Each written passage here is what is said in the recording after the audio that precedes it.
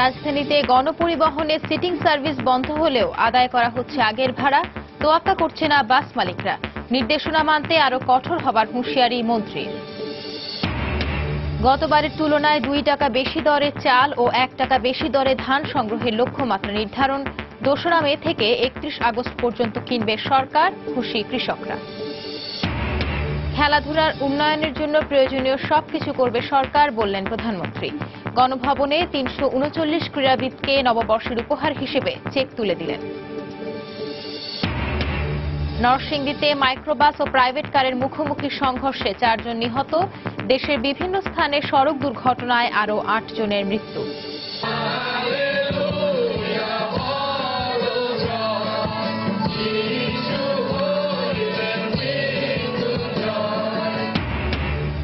শান্তি ও সমৃদ্ধি কামনায় বাংলাদেশ সহ বিশ্বের বিভিন্ন দেশে ইস্টার সানডে পালিত। প্রার্থনা সঙ্গীতে হাজার হাজার খ্রিস্ট ধর্মাবলম্বীর অংশগ্রহণ।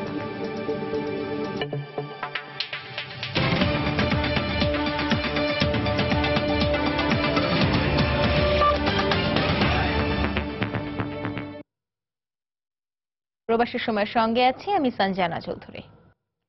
বাস মালিক সমিতি ও বিআরটি এর বৈঠকের পর রাজধানীতে রোববার থেকে সিটিং সার্ভিস বন্ধের নির্দেশনা থাকলেও তা মানেননি বাস মালিকরা। গেটলক সার্ভিসের নামে চলা বাসগুলোতে দ্বিগুণ যাত্রী তুলে আগের মতোই অতিরিক্ত ভাড়া আদায়ের অভিযোগ করেছেন যাত্রীরা।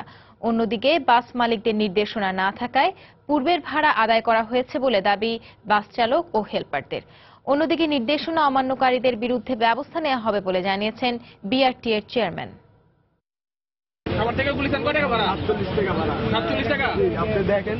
ঠিক আছে। সিটিং ভাড়া কত আনছো? 47 টাকা নিছো তুমি কার থেকে? সিটিং সার্ভিস নেই, তাই বাসে যাত্রী তোলা হয়েছে দ্বিগুণ, কিন্তু ভাড়া আগের মতোই। এ নিয়ে দিনের শুরুতেই সাভার থেকে মতিঝিলগামী বাসে শুরু এই বাকবিতণ্ডা। ওদের গাড়িতে যে স্টিকার লাগানো ছিল সিটিং, এই সিটিংটা শুধু উঠাইছে, তারা ভাড়াটা আগের মতোই আছে। সরেজমিনে দেখা যায় রাজধানীতে বিভিন্ন বাস কোম্পানির লোকজন আগের মতোই কোম্পানির নির্দিষ্ট চেকিং পয়েন্টে লিখে রাখছেন যাত্রী সংখ্যা। পরে এসব যাত্রীর কাছে সরকার নির্ধারিত ভাড়া না নিয়ে আদায় করা হচ্ছে কোম্পানির নির্ধারিত বাড়তি ভাড়া। আমি মিরপুর থেকে উঠছি, আসাদ গেট আগে ভাড়া নিত 20 টাকা, এখন সে 20 টাকায় ভাড়া নিচ্ছে। আগে ছিল 10 টাকা, পরে সিটিং এ হয়েছিল 15 টাকা, কিন্তু এখন নিচ্ছে 13 টাকা। রাজধানীর বিভিন্ন রুটে দেখা যায় সিটিং নামের বাসগুলোতে এখন আসনের তুলনায় কয়েক গুণ বেশি যাত্রী তোলা হলেও ভাড়া আদায় করা হচ্ছে আগের মতোই। বাসে নেই বিআরটি এর ভাড়ার তালিকা। এ নিয়ে মালিকদের কোনো নির্দেশনাও পাননি অনেক চালক। উদ্ভূত পরিস্থিতিতে একদিকে বাড়তি ভাড়া, অন্যদিকে গাদাগাদি করে যাতায়াত করতে হওয়ায় চরম ক্ষোভ প্রকাশ করেন যাত্রীরা। হয়রানি হইতেছে। আগের চেয়ে আরো আমরা তো সিটিং আরামে 2-1টা বাসে গেছি, এটা সিটিং ছিল, এখন দাঁড়াই যায় আরো হয়রানি হইতেছে বেশি। লোকাল হোক, কিন্তু ভাড়াটা যেই ভাড়াটা যেখানে যেই ভাড়াটা ন্যায্য ভাড়াটা সেইটাই নেই। আমাদের ভাড়া এখনো কোম্পানি কমানে ওবিলি ঠিকই নেতা সে ভাড়া হিসাব করে। বেলা 11টায় পরিস্থিতি পর্যবেক্ষণে আসাদ গেট এলাকায় যাত্রী ও বাস চালকদের সঙ্গে কথা বলেন বিআরটি এর চেয়ারম্যান ও পরিবহন মালিক সমিতির নেতারা। পরে সাংবাদিকদের কাছে বাড়তি ভাড়া আদায়ের সত্যতা স্বীকার করেন তারা। হুঁশিয়ারি দেন কঠোর ব্যবস্থা নেওয়ার। বেশি ভাড়া নেওয়ার বিষয়টি আমরা আজকে কিছুটা সহনীয় এতে দেখেছি যে আমরা আজকে জেল না দিয়ে শুধু জরিমানার উপরে করেছি। আগামী থেকে আমরা জেল এবং আইনের যত প্রয়োগ আছে কঠোর হওয়া যায় সবগুলোই আমরা করব। ব সিরিয়াল মানে বাস, ব সিরিয়াল গাড়ি 60 টাকা আর মিনি বাসের বেলায় 5 টাকা সর্বনিম্ন ভাড়া এটা। এরপরে আমাদের বক্তব্য হলো ভাড়া চার্ট অনুযায়ী ভাড়া নিতে হবে। এদিকে বাড়তি ভাড়ার সঙ্গে সঙ্গে রাজধানীতে হঠাৎ করেই বাস কমে যাওয়ায় নতুন করে ভোগান্তি বাড়ে নগরবাসীর। রাজধানীতে চলাচলকারী বাসগুলো সরকার নির্ধারিত হারে ভাড়া আদায় করছে নাকি সিটিং এর নামে বাড়তি ভাড়া আদায় করছে তা তদারকির জন্য রোববার সকাল থেকে কাজ শুরু করে বিআরটি এর ভ্রাম্যমাণ আদালত। তবে এরপরই ঢাকার রাস্তায় উল্লেখযোগ্যভাবে কমে যায় বাসের সংখ্যা, আর এতে ভোগান্তিতে পড়েন এরকম অপেক্ষমান হাজারো যাত্রী। তাফসির বাবু, সময় সংবাদ, ঢাকা। এদিকে সড়ক পরিবহন ও সেতু মন্ত্রী ওবায়দুল কাদের জানিয়েছেন, পরিবহন সেক্টরে শৃঙ্খলা ফিরে না আসা পর্যন্ত বিআরটি এর অভিযান চলবে। রোববার সকালে রাজধানী তেজগাঁওয়ের 7 রাস্তা মোড়ে পণ্য ও যানবাহী যানবাহনে অবৈধভাবে সংযোজিত বাম্পার, অ্যাঙ্গেল ও হুক অপসারণ কার্যক্রম পরিদর্শনের সময় তিনি কথা জানান। মন্ত্রী বলেন, শুধু মালিক শ্রমিককে দোষারোপ করে লাভ নেই, বিআরটি এরও সমস্যা আছে। বেআইনি মোটরযান রাস্তায় চলাচল করলে কঠোর আইনানুগ ব্যবস্থা নেওয়া হবে বলেও জানান তিনি। জনসাধারণ ও সকল মোটরযানের জন্য নিরাপদ সড়ক নিশ্চিত করতে বিআরটিএ এই অভিযান শুরু করেছে। পরিবহনে শৃঙ্খলা ফিরিয়ে আনা হচ্ছে এখন আমার সবচেয়ে বড় চ্যালেঞ্জ।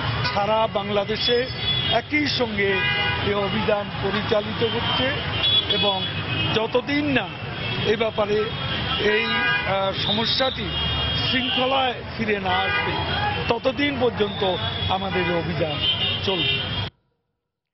আগামী 2রা মে থেকে 31 আগস্ট পর্যন্ত সরাসরি কৃষকের কাছ থেকে গতবারের চেয়ে 2 টাকা বেশি দরে চাল ও 1 টাকা বেশি দরে ধান সংগ্রহের লক্ষ্যমাত্রা নির্ধারণ করেছে সরকার।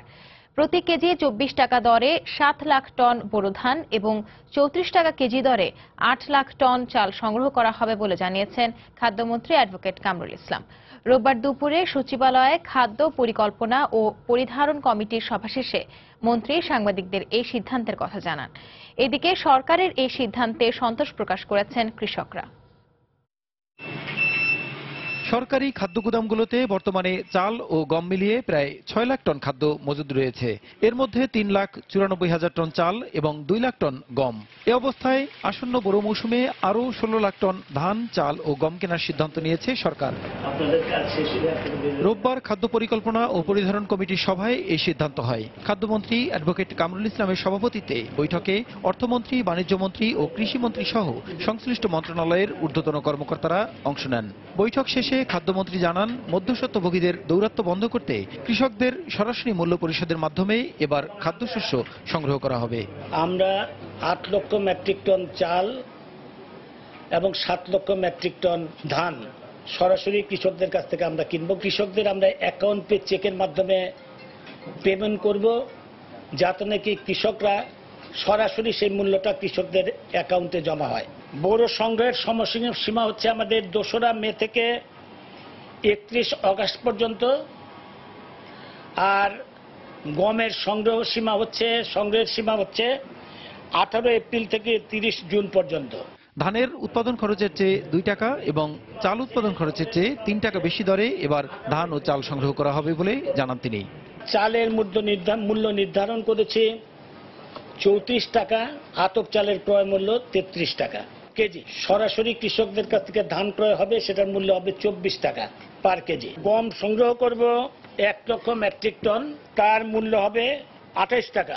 এদিকে ধান ও গম কেনার সরকারি এ সিদ্ধান্তে সন্তোষ প্রকাশ করেছেন কৃষকরা। সরকার সরাসরি ক্রয় করে বাজারের মাধ্যমে আমরা খুশি হব। মাঝখানের কোনো লোক যেন সুবিধা না নেয়, তাহলে আমরা কৃষকরা যে ধান উৎপাদন করতে গিয়ে আমাদের যে খরচ হয়েছে এটা সব উঠে আসবে। চালের দাম 34 টাকা এবং ধানের দাম 24 টাকা নির্ধারণ করেছে, শুনে খুবই খুশি হলাম। আমরা কৃষক মানুষ যাতে গোডাউনে ধান দিয়ে সরাসরি টাকা নিয়ে আসতে পারি, এটাই আমরা আশা করতেছি। গত বছর বোরো মৌসুমে 23 টাকা কেজি দরে 7 লাখ টন ধান এবং 32 টাকা কেজি দরে 6 লাখ টন চাল সংগ্রহের লক্ষ্যমাত্রা নিয়েছিল সরকার। প্রসূন আশিস, সময় সংবাদ, ঢাকা। প্রবাসের সময় আরো থাকছে। আবারও বাড়ল মগবাজার মৌচাক ফ্লাইওভার নির্মাণ ব্যয়। নকশা পরিবর্তন সহ অন্যান্য কাজের জন্য গুনতে হবে অতিরিক্ত 108 কোটি টাকারও বেশি। খেলাধুলার উন্নয়নে যা যা করা দরকার তার সবই বর্তমান সরকার করবে বলে ঘোষণা দিয়েছেন প্রধানমন্ত্রী শেখ হাসিনা।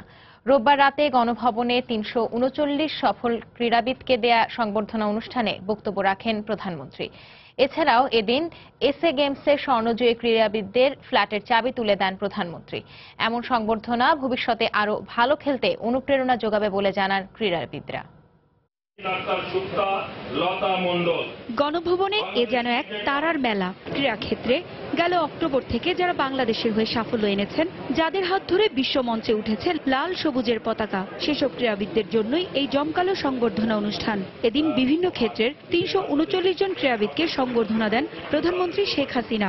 বাংলার নববর্ষ উপলক্ষে প্রত্যেকের হাতে 1 লাখ টাকার চেক তুলে দেন তিনি।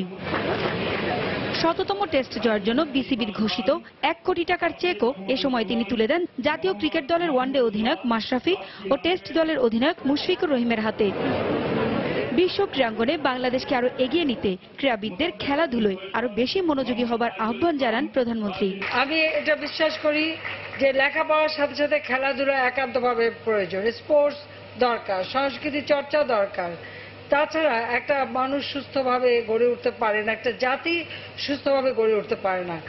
আজকে আমরা প্রতিটি ক্ষেত্রে আমরা একটু সুযোগ দিলে যে আমাদের ছেলেমেয়েরা যে একেবারে সোনার ছেলে মেয়ে তারা প্রমাণ করতে পারে।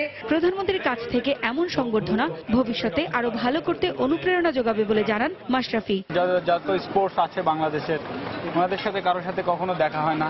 প্রথমত ওনাদের সবার সাথে দেখা হলো, যারা গোল্ড পেয়েছে তাদেরকে ফ্ল্যাটও দেওয়া হয়েছে। আমি আশা করি যে ওনারা আরো ইন্সপায়ার হবে। এসএ গেমসে স্বর্ণজয়ী 3 কৃতী ক্রীড়াবিদকে ফ্ল্যাটের চাবি তুলে দেন প্রধানমন্ত্রী শেখ হাসিনা। এতে দারুণ খুশি ক্রীড়াবিদরা। প্রাইম মিনিস্টার যে উদ্যোগটা নিয়েছেন তার কাছে আমরা সারা জীবন কৃতজ্ঞ থাকবো। আমার ফ্যামিলি, আমি আসলে তার এটা কোনোভাবেই প্রকাশ করার মতো না যে তারা আজকে আমার জন্য, আমার ফ্যামিলির জন্য কি করে রেখেছে। ধন্যবাদ জানাই মাননীয় প্রধানমন্ত্রী, যিনি আমাদেরকে প্রতিশ্রুতি দিয়েছিল যে আমাদেরকে ফ্ল্যাট দিবে, কিন্তু আমরা জানতাম যে ফ্ল্যাট পাবো, কিন্তু এত দ্রুত তিনি আমাদেরকে দিল, আশ্চর্য একটা বিষয় এবং আমরা খুব খুশি।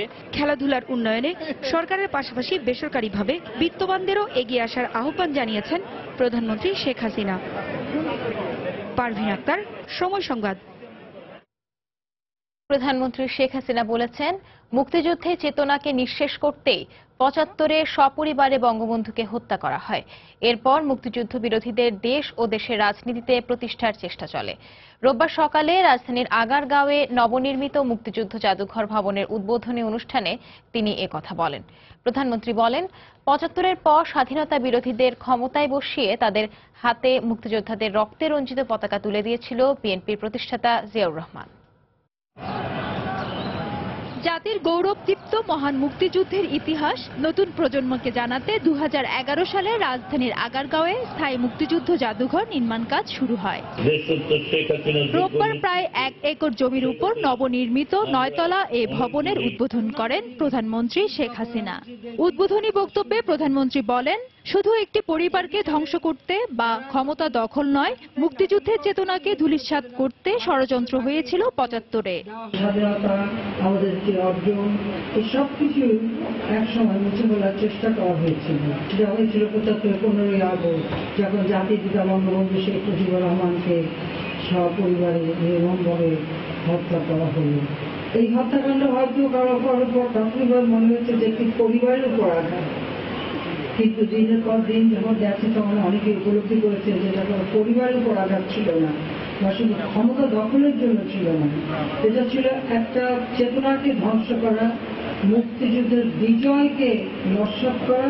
আগামী প্রজন্ম যেন মুক্তিযুদ্ধের ইতিহাস ভুলে না যায়, সেজন্য ইতিহাস সংরক্ষণের পাশাপাশি মুক্তিযুদ্ধ স্মৃতি ট্রাস্টে বিত্তবান ও সচ্ছল মুক্তিযোদ্ধাদের সহযোগিতার আহ্বান জানান প্রধানমন্ত্রী। ভবিষ্যতের জন্য কখনো এই দেশের মুক্তির সংগ্রাম এবং মুক্তিযুদ্ধের ইতিহাস যেন ভুলে না যায় তার ব্যবস্থাই করতে হবে, কারণ সেটাই আমাদের প্রেরণা যোগাবে, শক্তি যোগাবে, যে একটা স্বাধীন দেশকে আমরা বিশ্ব দরবারে মর্যাদার আসনে অধিষ্ঠিত করব। বিত্তশালী বা অনেক মুক্তিযোদ্ধারা তো এখন ব্যবসা বাণিজ্য করে যথেষ্ট ধন সম্পদেরও মালিক হয়েছেন। প্রত্যেকে যদি একটু এগিয়ে আসেন আর যদি এখানে অনুদান দেন, এর মধ্যে দিয়ে কিছু অর্থ উপার্জনের ব্যবস্থা করেছে, যাতে সেভাবে রক্ষণাবেক্ষণ করা যায় তার ব্যবস্থা দিতে হবে। পরে শিখাচির অম্লান প্রজ্বলনের মধ্য দিয়ে নবনির্মিত জাদুঘরের উদ্বোধন করেন প্রধানমন্ত্রী শেখ হাসিনা। ফেরদৌস লিপি, সময় সংবাদ, ঢাকা। ভোটের রাজনীতির স্বার্থেই হেফাজতের সঙ্গে সরকার আঁতাত করছে বলে মন্তব্য করেছেন বিএনপির শীর্ষ নেতারা। তারা বলেন, ধর্মের মুখোশ পরে আগামী নির্বাচনে আওয়ামী লীগ মানুষকে প্রতারিত করতে চায়। শেষমেশ ধর্ম নিয়ে রাজনীতি আওয়ামী লীগের জন্য বুমেরাং হয়ে দাঁড়াবে বলেও মন্তব্য করেন তারা। রোববার রাজধানীতে পৃথক অনুষ্ঠানে তারা এই মন্তব্য করেন। এটা হচ্ছে ওই যে খেলতে খেলতে একটা সময় শুরু হয়, যখন ডেসপারেট হয়ে যায় তখন ফাউল করতে শুরু করে। তারা এখন ফাউল করতে করতে একটা সময় আসবে ওই বলটা তারা তাদের নিজের পোস্টে গোল দিয়ে দেবে। সুতরাং এই যে হেফাজতের ব্যাপারে অতটুকু বললাম, আর বেশি কিছু আমি বললাম না। এটাও আওয়ামী লীগ রাজনৈতিক কারণেই করছে। আগামীতে একটা নির্বাচন আসছে, সেই নির্বাচনে বাংলাদেশের মানুষকে প্রতারিত করার জন্য তারা আজকে ধর্মের ভেদ ধরার চেষ্টা করছে। সেই কথা যদি আমরা আজকে বলি তাহলে কি সেটা অন্যায় হবে? সমস্যা জিইয়ে রেখে ফায়দা লোটার রাজনীতি আওয়ামী লীগ করে না উল্লেখ করে স্বাস্থ্যমন্ত্রী মোহাম্মদ নাসিম বলেছেন, শেখ হাসিনার আমলেই তিস্তা সমস্যার সমাধান হবে। রোববার বিকেলে জাতীয় প্রেস ক্লাবে এক অনুষ্ঠানে তিনি এই কথা বলেন। স্বাস্থ্যমন্ত্রী বলেন, দেশের অগ্রযাত্রার বিরোধিতাকারীরাই ভারতের সঙ্গে করা চুক্তি নিয়ে অপপ্রচার চালাচ্ছে। দেশবাসীকে তাদের বিষয়ে সচেতন থাকার আহ্বান জানান তিনি। সমস্যা জিইয়ে রেখে রাজনীতির ফায়দা আমরা করতে চাই। আমরা চাই সবার সঙ্গে বন্ধুত্বের মধ্য দিয়ে আমার সমস্যা সমাধান করতে হবে, কারণ আমরা দারিদ্র্য দূর করতে চাই, আমরা সন্ত্রাস দূর করতে, জঙ্গি দমন করতে চাই। আজ নতুন করে স্লোগান দেওয়া হচ্ছে, ভারত বিরোধী স্লোগান দিয়ে আবার জিগির তোলা হচ্ছে ওই পুরো রাজনীতি আনার জন্য। একটাই লক্ষ্য, সেটা হলো এই, আমরা যদি এগিয়ে যেতে না পারি। নরেন্দ্র মোদী যখন বলেছে, প্রকাশ্যে বলেছে, আমার সময় শেখ হাসিনার সময়কালেই এই তিস্তা পানির চুক্তি হবে, আমি বিশ্বাস করি তিনি এই কথা রাখবেন এবং তিনি প্রতিশ্রুতি বাস্তবায়ন করবেন। প্রবাসের সময় আরো থাকছে।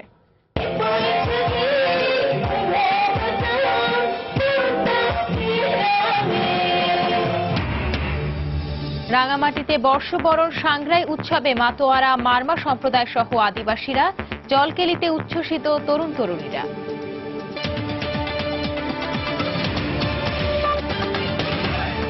নরসিংদীতে মাইক্রোবাস ও প্রাইভেট কারের মুখোমুখি সংঘর্ষে 4 জন নিহত হয়েছেন।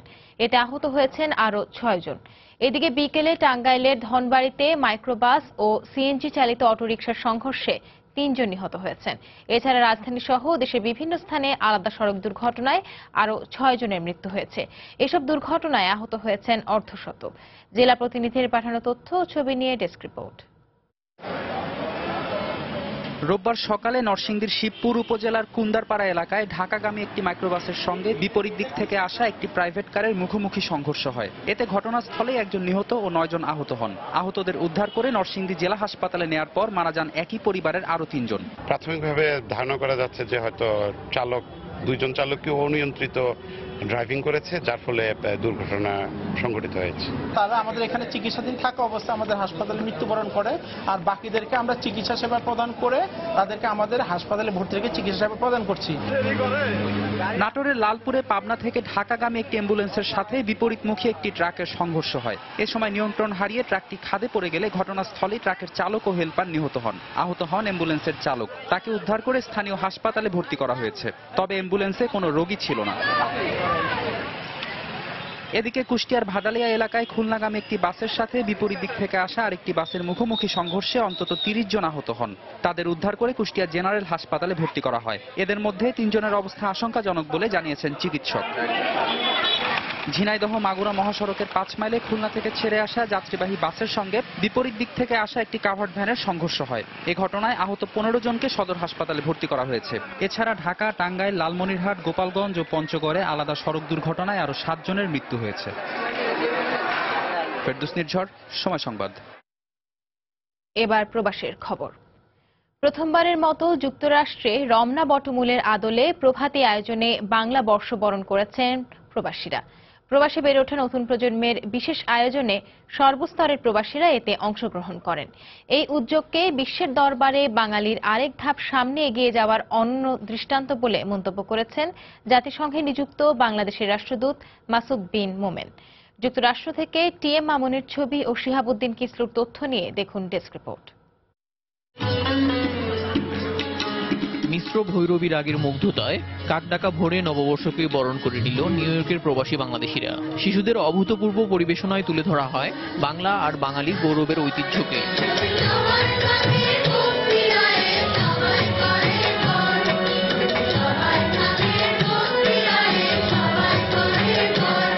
প্রভাতী বর্ষবরণের এমন আয়োজন বাঙালিদের আরো এগিয়ে নেবে বলে মনে করে তরুণ প্রজন্ম।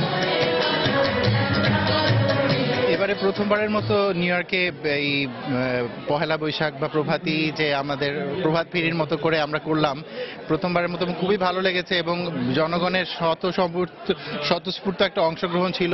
আমি খুবই আনন্দিত যে বিদেশের মাটিতে বড় হওয়া যে ছোট আমাদের বাচ্চারা আছে তারাও সেখানে অংশগ্রহণ করেছে এবং তারাও ভীষণ উপভোগ করেছে বাংলা সংস্কৃতি। ভালো থেকো মাঠ, রাখালের মাসি। বাংলা ভাষা আর মাতৃভূমিকে আগলে রাখতেই এই আয়োজন বলে জানান আয়োজকদের একজন ও লেখক হাসান ফেরদৌস। নিউ ইয়র্কে আগামী বছর থেকে ছায়ানটের মতোই মুক্ত আকাশের নিচে বৈশাখ বরণের অনুষ্ঠান হবে বলেও জানানো হয়। ঠিক সেই বটমূল সাজিয়েছি, সেই বটমূলের নিচে বসে শিল্পীরা গাইছে, শিশুরা গাইছে এবং প্রায় 2.5 ঘন্টার অনুষ্ঠান, হল ভর্তি মানুষ দেখছে। অন্য কোনো কারণ নয়, আমরা বাংলাদেশকে মনে করছি, স্বদেশকে মনে করছি, বাংলা ভাষাকে মনে করছি। এমন আয়োজন বিদেশের মাটিতে বাংলাদেশের ভাবমূর্তি আরো উজ্জ্বল করছে বলে মন্তব্য করেন রাষ্ট্রদূত মাসুদ বিন মোমেন। নতুন প্রজন্মের অনেকে এখানে আছে এবং তারাও বাংলাদেশের বা বাঙালির যে চিরন্তন ঐতিহ্য, সার্বজনীন একটি অনুষ্ঠান, সেটা সবাইকে নিয়ে সুন্দরভাবে উদযাপন করাটাও শিখছে তাদের বড়দের থেকে এবং এটাতে বাংলাদেশের ভাবমূর্তি প্রবাসে অনেক উজ্জ্বল হচ্ছে। আমরা এক ভাষায় আনন্দধ্বনির যুক্তরাষ্ট্র শাখা এই প্রভাতী বর্ষবরণ অনুষ্ঠানের আয়োজন করে। সময় সংবাদ, নিউ ইয়র্ক, যুক্তরাষ্ট্র। এদিকে বাংলা নববর্ষের প্রথম দিনটিকে ঘিরে মালয়েশিয়ার প্রবাসীদের মধ্যেও ছিল নানা আয়োজন। রোববার সকাল থেকেই প্রবাসীদের খাবারের দোকানগুলোতে ছিল পান্তা ইলিশ, নানা রকম ভর্তা, ভাজি ও মিষ্টির সমাহার। সন্ধ্যায় স্থানীয় কমিউনিটি সেন্টারে বাংলাদেশি বাউল শিল্পী এবং মামা সাংস্কৃতিক শিল্পগোষ্ঠীর শিল্পীদের আয়োজনে মুগ্ধ করে প্রবাসীদের। অনুষ্ঠানে মালয়েশিয়ায় নিযুক্ত বাংলাদেশ হাই কমিশনের রাজনৈতিক সচিব রাইস হাসান সারোয়ার এবং শ্রম বিভাগের প্রথম সচিব মোহাম্মদ হেদায়েতুল ইসলাম সহ প্রবাসী নেতারা উপস্থিত ছিলেন। এছাড়াও মালয়েশিয়ার বিভিন্ন প্রদেশে প্রবাসী বাংলাদেশিদের উদ্যোগে বৈশাখী উৎসব অনুষ্ঠিত হয়েছে।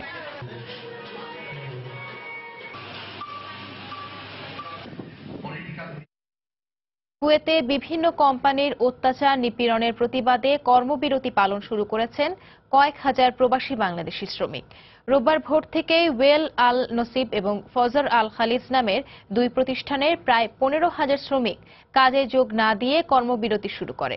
শ্রমিকদের অভিযোগ, আকামা নবায়ন, ছুটি নিতে গেলে কিংবা ডিউটি শিফট পরিবর্তনের ক্ষেত্রে কোম্পানির সুপারভাইজার ও ম্যানেজাররা শ্রমিকদের কাছ থেকে সম্পূর্ণ অবৈধভাবে অর্থ আদায় করে থাকে।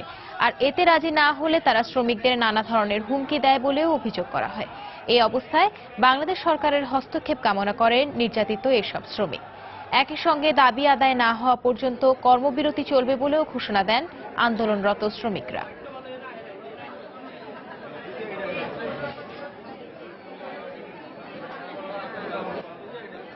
$7.5 লাখ দেয়, 260 আমরা কই থেকে দেবো? এখান থেকে আমরা দেশ থেকে টাকা পয়সা নিয়েছি।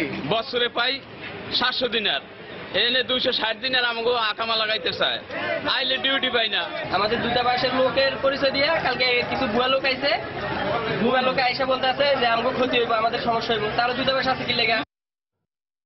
মগবাজার মৌচাক ফ্লাইওভার নির্মাণ প্রকল্পের ব্যয় আবারও বাড়ানো হয়েছে।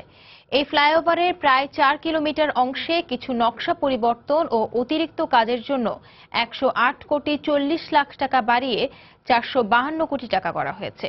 সচিবালয়ের সরকারি ক্রয় সংক্রান্ত মন্ত্রিসভা কমিটিতে এই বাড়তি ব্যয় অনুমোদন করা হয়। এর আগে 2 দফায় প্রকল্প ব্যয় 271 কোটি টাকা বাড়ানো হয়েছিল। এছাড়াও রেলওয়ের কালুখালী, ভাটিয়াপাড়া থেকে গোপালগঞ্জের টুঙ্গিপাড়া পর্যন্ত নতুন রেলপথ নির্মাণ প্রকল্পের ব্যয় 223 কোটি 21 লাখ টাকা বাড়ানো হয়। এছাড়া কমিটি মংলা বন্দর থেকে রামপাল বিদ্যুৎ কেন্দ্র পর্যন্ত পশুর নদীতে ক্যাপিটাল ড্রেজিং প্রকল্প সহ মোট 14টি প্রস্তাব অনুমোদন করে।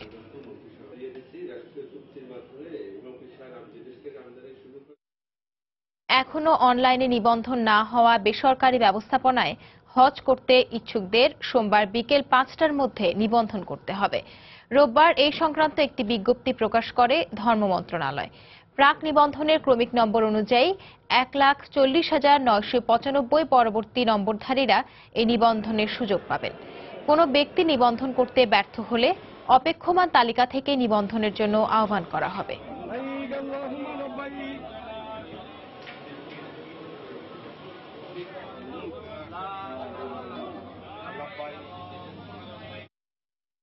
আগামী জুলাই মাসের মধ্যে ঢাকা দক্ষিণ সিটি কর্পোরেশনের ৪৬ নম্বর ওয়ার্ড সহ কয়েকটি এলাকার সবগুলো সড়কে এলইডি লাইট বসানো শেষ হবে বলে জানিয়েছেন ঢাকা দক্ষিণ সিটি কর্পোরেশনের মেয়র সাইদ খোকন।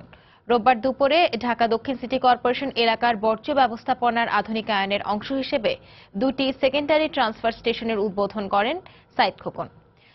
এ সময় তিনি একথা বলেন। পরে রাজধানীর গ্যান্ডেরিয়ায় ফজলুল হক মহিলা কলেজ প্রাঙ্গণে জনতার মুখোমুখি জনপ্রতিনিধি শীর্ষক এক অনুষ্ঠানে অংশ নেন তিনি। এ সময় এলাকাবাসীর পানির সংকট সমাধানে লোহারপুল এলাকায় একটি পানির পাম্প বসানোর আশ্বাস দেন মেয়র। আধুনিক ও পরিচ্ছন্ন নগরী গড়তে আগামী মেয়র নির্বাচনে সবার কাছে নৌকা প্রতীকে ভোট চান দক্ষিণের মেয়র।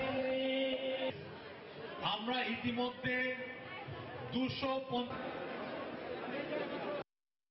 আগামী অক্টোবর মাসে আপনাদের এই ওয়ার্ডের প্রত্যেকটি রাস্তার কাজ আমি শুরু করব। অনেক রাস্তায় এলইডি লাইট অলরেডি হয়ে গেছে, আর বাকি 50%। জুন জুলাই নাগাদ এই ওয়ার্ড এলইডি আলোয় আলোকিত হবে 100%। আগামী রমজান মাসে যাতে পানি পাওয়া যায় তার সর্বাত্মক ব্যবস্থা ইনশাল্লাহ হবে। আগামী ডিসেম্বরের মধ্যে কারওয়ান বাজারের কাঁচা বাজারকে মহাখালীতে স্থানান্তরিত করা হবে বলে জানিয়েছেন ঢাকা উত্তর সিটি কর্পোরেশনের মেয়র আনিসুল হক। রোববার বিকেলে রাজধানীর মহাখালীতে ঢাকা উত্তর সিটি কর্পোরেশনের আঞ্চলিক কার্যালয়ের অফিস উদ্বোধন করে তিনি একথা বলেন। এ সময় তিনি আরও জানান, ইতোমধ্যে কারওয়ান বাজার ব্যবসায়ীদের সঙ্গে লিখিত সমঝোতা হয়েছে তার। ব্যবসায়ীরা যাতে স্বল্প খরচে মার্কেটে দোকান বরাদ্দ পান সে অনুযায়ী কাজ করা হবে বলেও জানান মেয়র।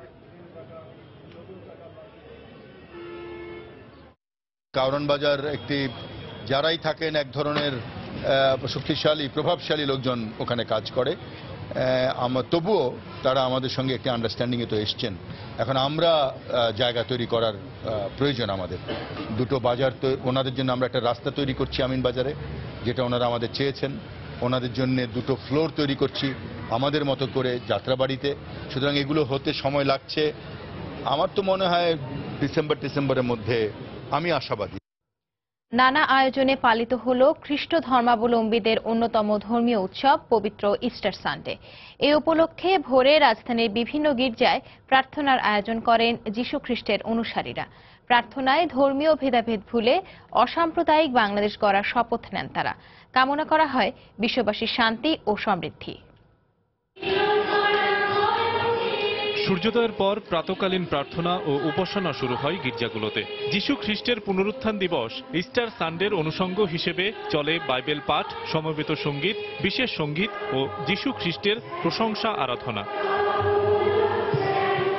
খ্রিস্টান ধর্মানুযায়ী এই দিনে খ্রিস্টান ধর্মের প্রবর্তক যীশু খ্রিস্টের পুনরুত্থান হয়েছিল। গুড ফ্রাইডেতে বিপদগামী ইহুদিরা যীশু খ্রিস্টকে ক্রুশবিদ্ধ করে হত্যা করে। মৃত্যুর তৃতীয় দিবস অর্থাৎ রোববার তিনি জেগে উঠেছিলেন। যীশু খ্রিস্টের এই পুনরুত্থান খ্রিস্ট ধর্মবিশ্বাসীদের জন্য অত্যন্ত তাৎপর্যপূর্ণ। মারা যাওয়ার পর উনি পুনরুত্থিত হন, মানে আমাদের জন্য আবার পুনরুজ্জীবিত হন, এটা আমাদের একটা বিশ্বাস।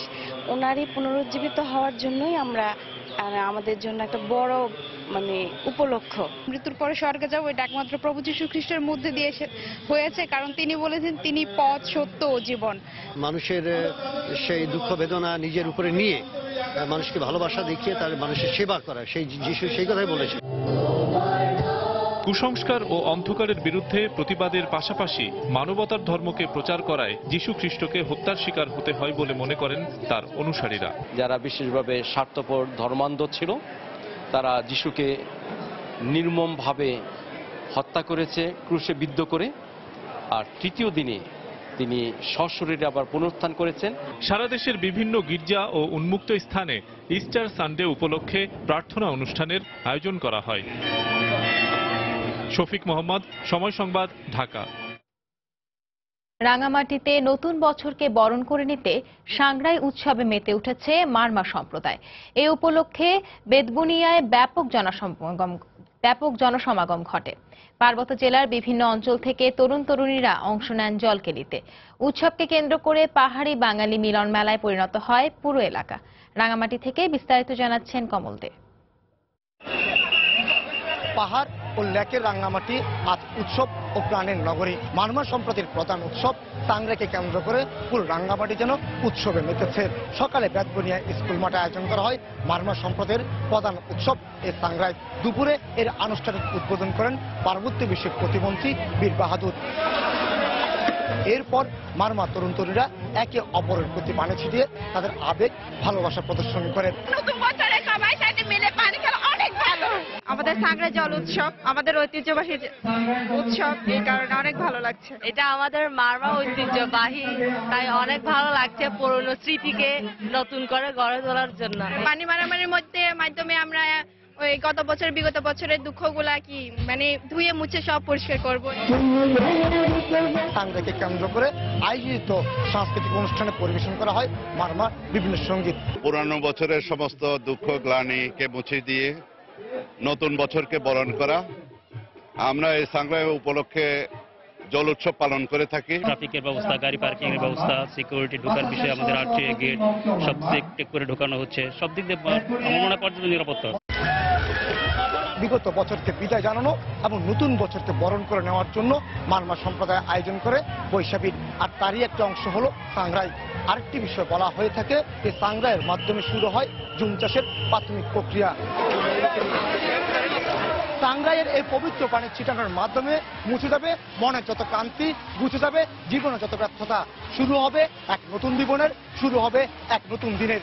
আর এটি বিশ্বাস করে মারমা সম্প্রদায়ের সকলের। রাঙ্গামাটির বেতবনিয়া থেকে অমল দে, সময় সংবাদ। দেশের বাইরের খবর। তুরস্কের প্রেসিডেন্টের ক্ষমতা বৃদ্ধির প্রশ্নে আয়োজিত গণভোটে রিসেপ তাইপ এরদোয়ানের হাতে নতুন করে আরও ক্ষমতা তুলে দেওয়ার পক্ষেই ভোট দিয়েছেন দেশটির জনগণ। রোববার প্রায় ৯৮% ভোট গণনা শেষে এরদোয়ানের পক্ষে ভোট পড়ে ৫১.৩%। অন্যদিকে না সূচক রায় দেন ৪৮.৭% ভোটার। ফলাফল ঘোষণা শেষে প্রেসিডেন্ট এরদোয়ানের সমর্থকরা জানান, সংসদীয় গণতন্ত্রের পরিবর্তে প্রেসিডেন্ট শাসিত গণতান্ত্রিক দেশে পরিণত হলে তুরস্ক আগের চেয়ে আরও আধুনিক রাষ্ট্রে পরিণত হবে।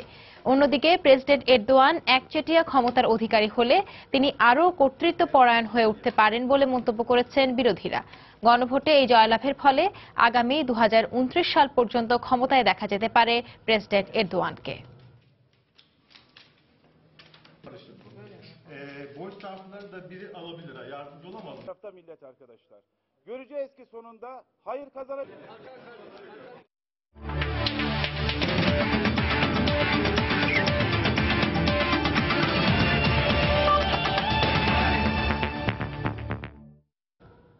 বাংলাদেশ জাতীয় দলের স্পিনার মেহেদী মিরাজ সহ উঠতি স্পিনারদের পরামর্শক হিসেবে কাজ করতে আগ্রহ প্রকাশ করেছেন ভারতীয় গ্রেট স্পিনার বিশেদ সিং বেদি। এমনটাই জানিয়েছেন বিসিবির মিডিয়া কমিটির চেয়ারম্যান জালাল ইউনুস। তবে আলোচনার পর চূড়ান্ত সিদ্ধান্ত নেবে বিসিবি। এছাড়াও ঘরোয়া লিগে নিয়মিত পারফর্ম করা ক্রিকেটারদের নিয়ে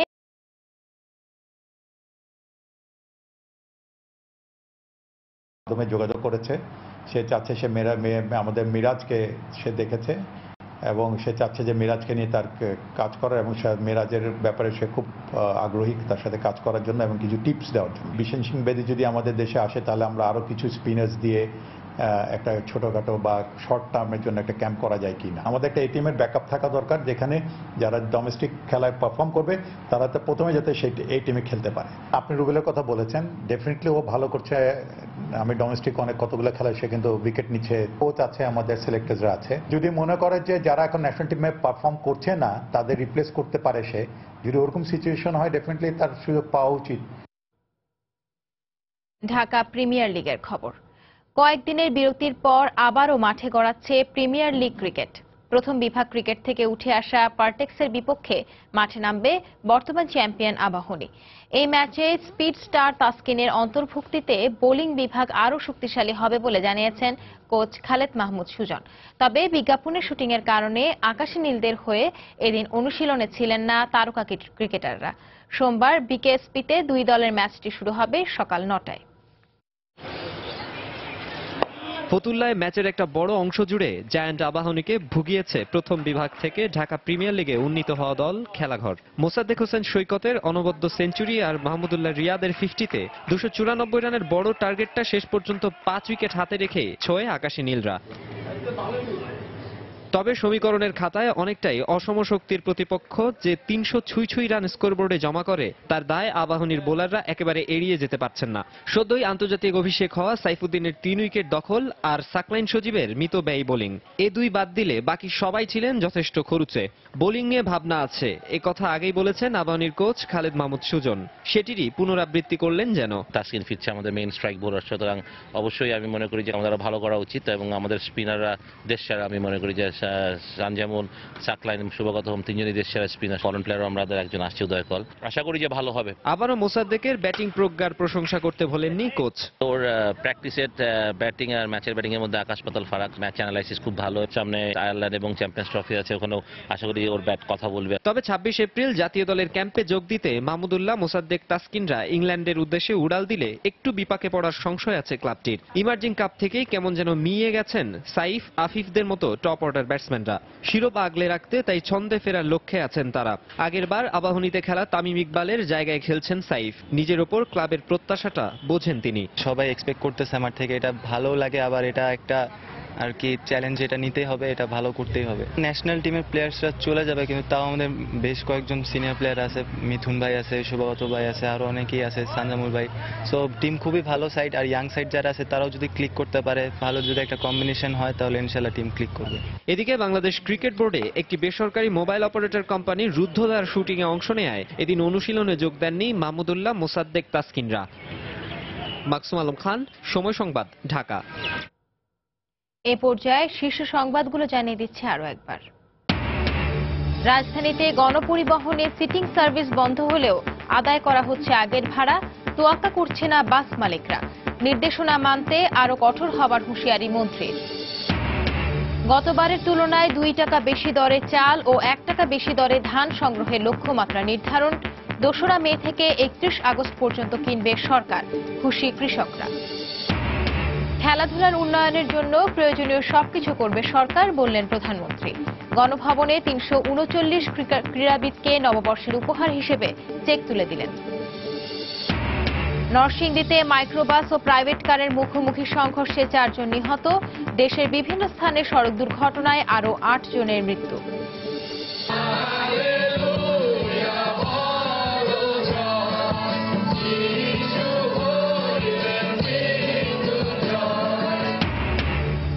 শান্তি ও সমৃদ্ধি কামনায় বাংলাদেশ সহ বিশ্বের বিভিন্ন দেশে ইস্টার সানডে পালিত।